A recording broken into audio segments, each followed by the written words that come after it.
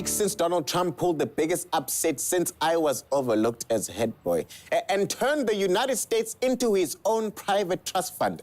I had to sit down in the penthouse at the Trump Tower with the U.S. president-elect, also known as a human toupee, or Cheeto Jesus, as his friends like to call him, and also with his family, to find out if he's actually for real. So congratulations, Mr. President-elect Trump. Can I call you Donald? Sure. How about human corn cob? How about face von Clownstick? Herr Führer? No. Okay, President Face it is then. Right, so President Face, Hillary Clinton won the popular vote by 2 million ballots, but you still managed to grab this election by the, Yes. But everyone knows you have tiny hands, so you can't be that big. It is so big. It is so, it's so enormous. Whoa. I might also ask you to take a breath test because you seem a little drunk. I'm not. I'm actually not.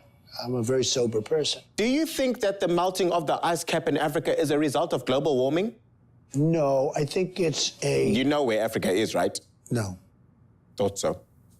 From a scale from 1 to 10, how much do you care about the increased risks the world is facing, like famine and displacements of millions due to global warming, deadly diseases, thousands of refugees dying at I'll be sea? honest, from my standpoint, zero. Zero. And do you know that rhinos are fast disappearing? I hate to hear that. No, anything you want to say to these bad Chinese poachers? If it helps, I will say this, and I'll say it right to the camera, stop it. Oh, stop it. Thank you. That's really great. Really, really great. Face 1, rhino poachers 0. Now is the time to meet the beautiful First Lady-elect. She's lovely and she speaks 6 languages fluently, which is 6 more than you. Melania, look at you two, such a beautiful couple. Well, half a couple. You are beautiful. Do you mind if I hit on your wife? We are used to it. Melania, you said you and your little one, Baron, would be staying at Trump Tower in New York, while President Face here would be doing the presidenting and the pussy grabbing at the White House. So I guess you won't mind not sharing a bed together with this guy. We didn't do that for 2 years already, so, it will just continue. It's another level, but it will continue. Well, aren't you afraid of being a little lonely? We will take care of it, day by day. I will stay true to myself. I'm very strong and tough and confident, and I will listen myself and I will do what is right and what feels to my heart. Well, if you're ever bored and feel like going on holiday in South Africa... So I don't think we'll be very big on vacation. Buzzkill. Now is the time to meet the new first family. Face Junior, Face Lion Killer, Cover Girl, Face, and the one that nobody talks about. What a great first Face family. Hey, Face Lion Killer, you were in Africa with your brother. Can you tell me, how was it killing an innocent animal for no reason? It's a moment I'll never forget, I can tell you that. I mean, the team was around and everybody's cheering, and it was a beautiful night. Well, they do say that a family that's slayed together stays together. Now, you, Ivanka, your father once said he'd date you if you weren't his daughter. Are you planning to assume the floater's position? Clearly, you seem to be the smartest one out of this dumb lot here. I'm going to be a daughter, but I've said throughout the campaign that I'm very passionate about certain issues and that I want to fight for them. Which ones in particular?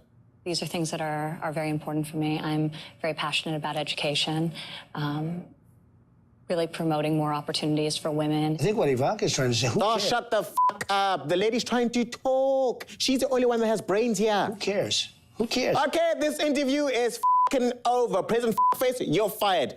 Face Junior, get him an escalator. Make it quick. President Jacob Zuma handled his last Q&A in Parliament for 2016 by giving very few A's to Q's and throwing in some S's. Zuma reminded MPs that we live in a democracy, joked with some DA MPs, and genuinely seemed to be having a blast, as per usual. I wonder what he was actually thinking about during it all. I will practice my dance moves and my great jiving. I enjoy day drinking and whiskey medication and vodka. South Africa, Christmas this year, Hurry up. Can't wait for it to start. Gonna be late. Yes, now our dear president is pretty much on holiday till February, and it feels really unfair now. But pretty soon we'll all have forgotten all about him. We'll all be like, who? Oh, the Gupta's friend. Oh, I remember that guy, really shiny head. Good times, good times. And December is coming for all of us. And I don't know about you guys, but if I can still dance like this at 74, I'll take it. I'll take it.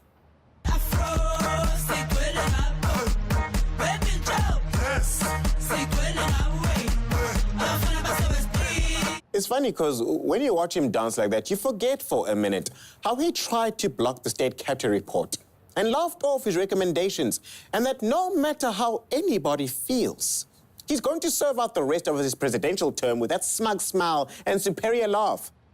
Hilarious.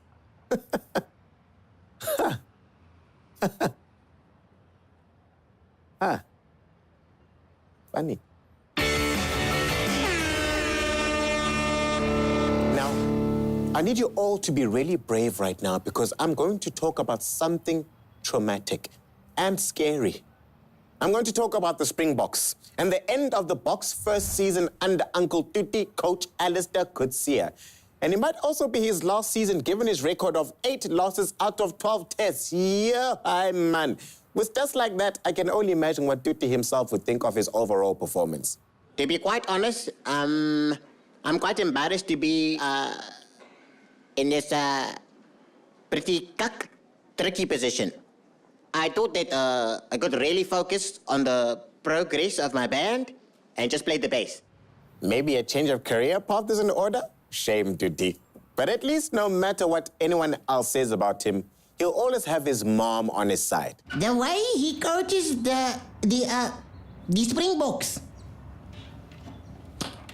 I was thinking that this is the time when I shouldn't have stopped with the belt every evening for Alistair. Yeah, okay, maybe she didn't really say that. But who knows? Maybe a few threats would have helped him tighten up his game.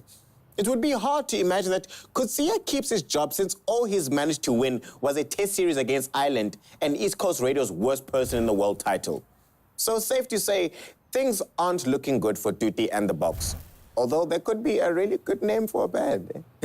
I feel that once Alistair gets the boot, there's only one man that can bring us back to our former glory. Have y'all heard the news? That he want better things for SA Rugby? Yeah, I want it.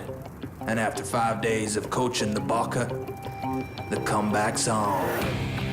Oh, see you in a few seconds. Come back now.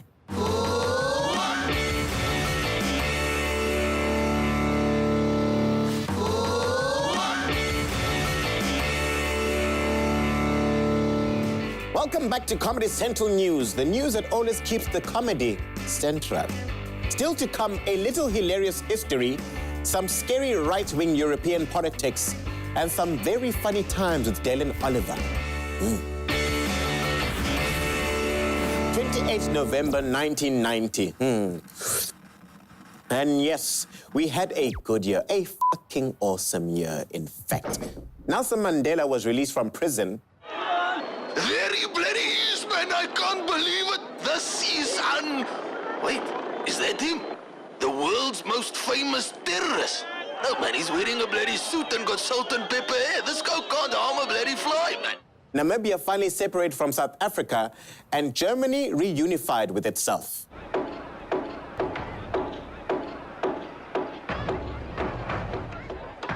That's a great year for Humpty Dumpty, though. Maybe next year he'll have somewhere to sit again, down Mexico way. Humpty Dumpty had a big wall. Anyway, also in 1990, the Human Genome Project and the first web server were launched. And on the 28th of November, this happened. Ladies and gentlemen, I'm out of here. Go f*** yourselves. Ooh, shame, mate. She really didn't want to go.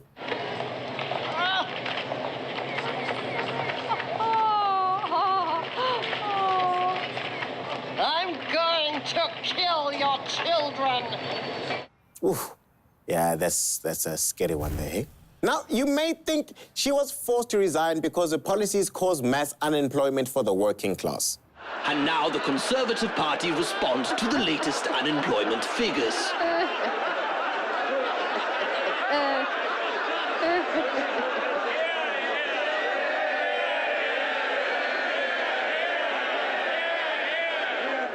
Or even because of that little war with Argentina over the Falkland Islands.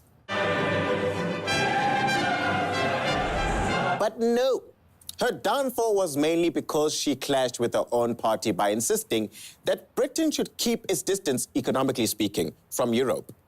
So the Conservative Party chucked her, and Britain snuggled up to Europe until the British decided that Maggie was right all along and voted to Brexit the out of there. Well done, Britain. Your most hated Prime Minister would be proud of you.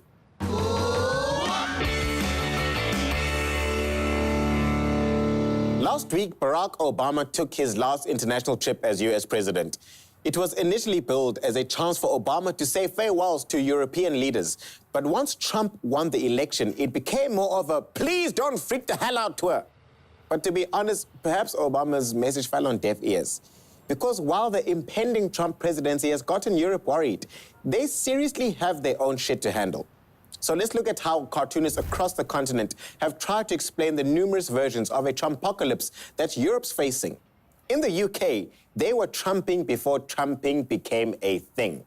With the Brexit vote to leave the EU, they were the first to lean unexpectedly far to the right in a public vote. This left Angela Merkel seemingly the only sensible leader of a developed economy left in a very wobbly situation. There could be a threat to our structure. You see, ever since the 2009 Eurozone crisis, you know the thing we knew was terrifying but weren't exactly too sure why, Germany almost single-handedly kept the EU together. Oh, no! Nine! But after Brexit and then Trump, things aren't so simple. Make France great again. Make Netherlands great again. Make Germany great again. The results in the UK and the US have made far-right parties across Europe feel bigly and braggadocious. They've also taken from the British vocabulary. Spexit? Grexit. Portugetsit? Now, France seems most likely to be the next to veer right by electing Marine Le Pen as president. Le Pen's party, the National Front, was founded by her father, Jean-Marie Le Pen, who once said the gas chambers used to kill Jews in the Holocaust were only a detail of history. While US media have been worrying over what to call people who ask if Jews are also people, there's this guy. Now here's a band of free-thinking young rebels who appreciate my edgy, offbeat sense of humor. At least Le Pen has something to smile about.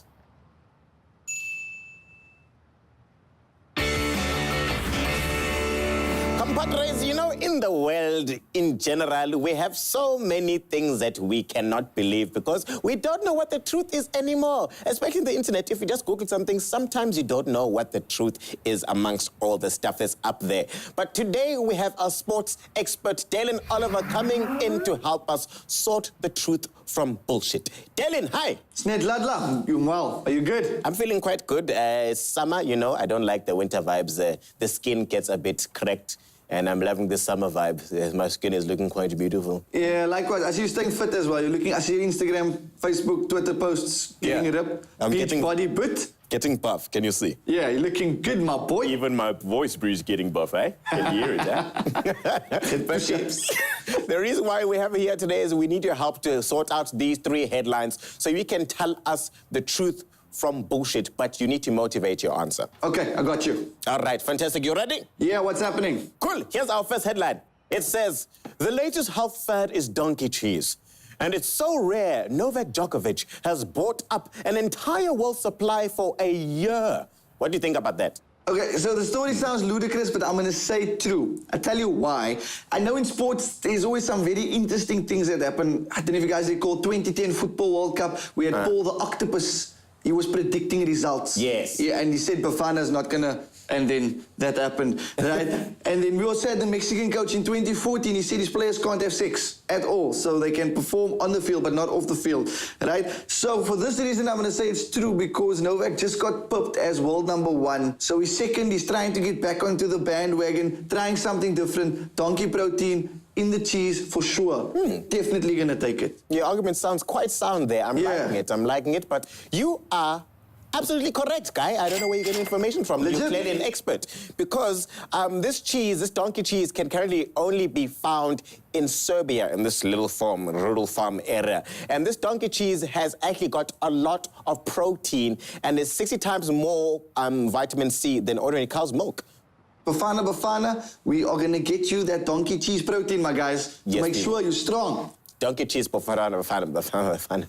World Cup 2018, we're gonna be there, bro. All right, so here's our second headline. Yeah. Are you ready? Hit me up. It says, Londoners swap pub drinking for cheese boxing. Sorry, chess boxing. I'm thinking of the previous headline. No, I'm with you on that, and it's fine because I don't think this is a legit sport simply because chess and boxing, the two don't go together. You got chess, fairly intelligent boxing. You know what I mean? I don't see a guy going head-to-head with someone, busy punching him, knocking him out, and then because the 3 minutes stopped, he was about to, he couldn't because he had to drop his gloves and go move the knight. You know what I mean? Yeah. Or the queen or the king. I don't see that aggression and then the relaxed but where you're drinking tea and playing very passively because you'd like to win. No. All right, let me tell you this. Wow, once again, no, you are wrong. Am I wrong?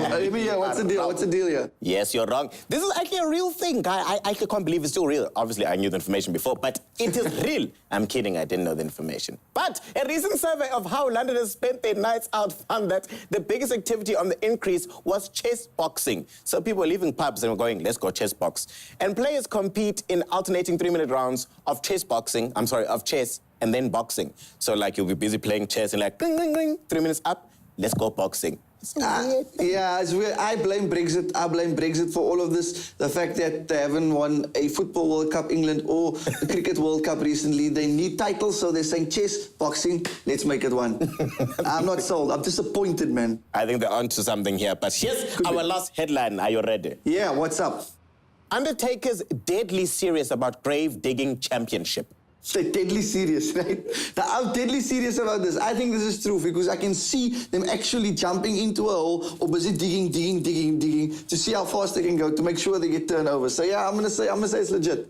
Say legit. All right. Well, Dalen, let me tell you this. Yeah? You are correct, guy. Wow, you are truly an expert. My sources, you see, it's the Undertakers. I'm crossing over. I'm crossing over. My sources in the third world. Well, not Africa third world, but the other world, the realm. They're telling me it's right. Well, this is a true headline. I didn't think it would be real, but it actually is. Because in Hungary, you have graveyard diggers that actually battle to see who's the fastest and the best in the business. And it took them less than half an hour to actually finish their grave first, which is I don't know why this is actually even happening. Yeah. And the winning team wins a place in an international tournament against Poland, Slovakia, and the Czech Republic. You see, now this is all, look at the countries, Poland, Czechoslovakia, it's not supposed to be happening. Like, what if they get lost through a mole and end up at another grave? Also, how do they find each other? Is it like Undertaker, Tinder, swipe down, under, 6 feet under? But yeah, it's legit. Thank you. You've educated me, my young man. No, it's been my pleasure. And Dalen, thank you so much for coming on to the show. You have been really fantastic. People out there, if you want to check out Dalen, please just Google him, Dalen Oliver, or also go onto his Twitter account, Dalen Oliver. Just Google that and you'll find him. He's truly incredible. Sharp. Snet ladla. Cheers. It's nearly the end of the show, but I thought I'd take a moment to make you feel a little better about yourself.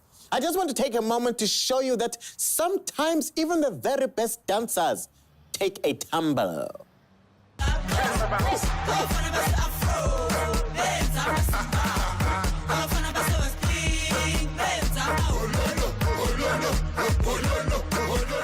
Isn't that just beautiful? Okay, everybody, have a beautiful week. Try not to fall on your ass, and you'll be just great. I'm Snake Dada. Out. Hola, hops.